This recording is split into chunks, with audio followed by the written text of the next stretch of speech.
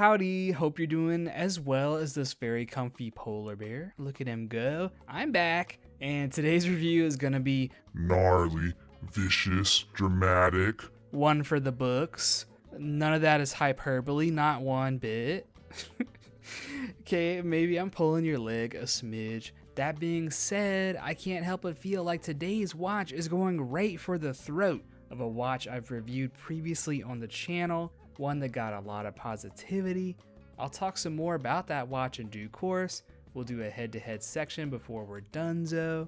But Chris, Mr. Smallwatch, what watch are we even talking about today? Well, you know from the title and thumbnail, kind internet person, the Seiko SNE573. I'll get into the deets, but from the outset, let me say this watch really earned my love over the months I've owned it. I got it originally as a sort of lark to compare to the other diver we'll take a look back on in a minute, but as time passed, I found myself wearing it more and more and more. And lately, I can barely put it down for long after finding my footing strap-wise. So just know, I'm smitten, and with that, let's don our spectacles.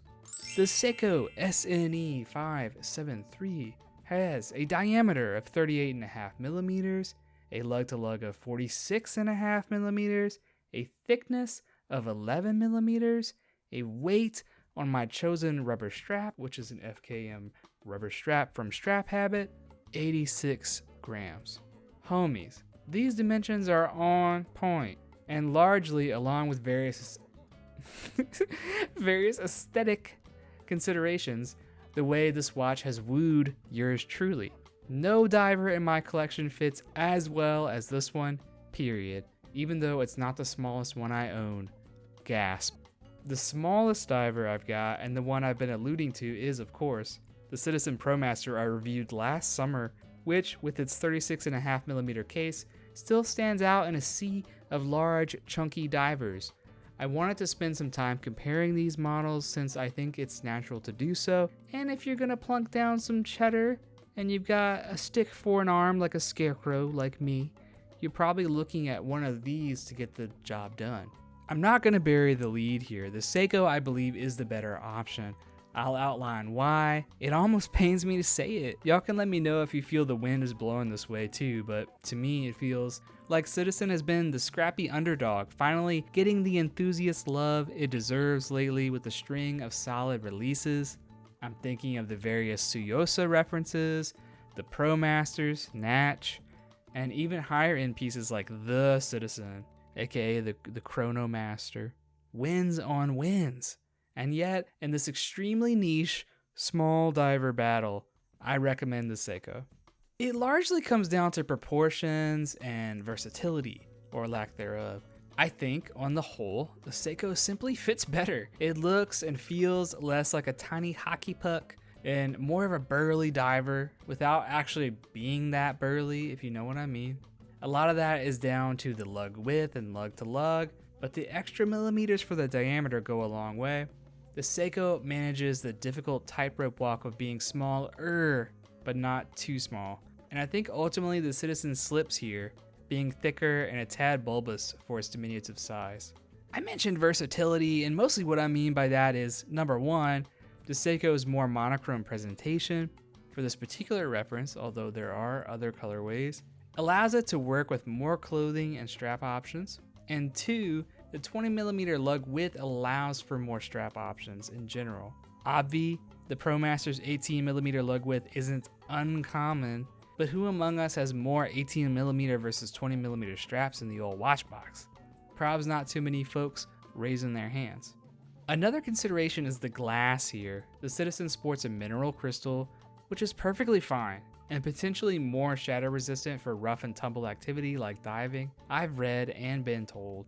The Seiko is sapphire, virtually impervious to scratches. In my day-to-day, the scratches are more likely than the shattering, not gonna lie. Your boy is mostly an indoor cat, if you couldn't guess, but choose your own adventure on that front. I'm not a huge fan of the stock straps either of these references come with. The Citizen's polyurethane is almost kind of sticky feeling, tacky, and the Seiko's has an odd texture and is very sweat-inducing. So that aspect is a wash, although I'd say the Seiko edges the Citizen slightly. They're both 200-meter divers, meeting ISO standards for scuba diving, double wash, and triple wash. They're both pretty accurate solar quartz movements. To narrow the focus of the Seiko and close things out, I'll mention possible bugaboos. A, I really wish Seiko would stop putting the loom lollipop on the second hand as the counterbalance. They do this a fair amount, yet not all the time. Confusing. I much prefer the lollipop to actually track around the perimeter of the dial. Maybe that's a me thing, let me know. I think it's a little bit more practical too in the dark. And B, you might have guessed I'm not a huge fan of the date presentation, it being a pretty basic cutout with a non-matched date wheel. Surprise, surprise. However, sometimes being smitten has a way of softening flaws, and that's definitely the case here. I've gotten super used to the date, so hey, color me a waffler, I suppose. Also, with quartz pieces, I'm generally more lenient since I'm not constantly having to set it when rotating watches day to day. I'll leave it there. I could go on. I could talk about the mostly brushed case and thin polished chamfers, for example, which I also dig, or the baller Seiko Lumi Bright, but you can peep some of these things with your eyeballs. You tell me, is the Seiko the clear winner here or nah? I'd love to hear what you think in the comments. Thanks for taking some time out of your day to spend with me. Hope you're having a rad day wherever you are. Take care.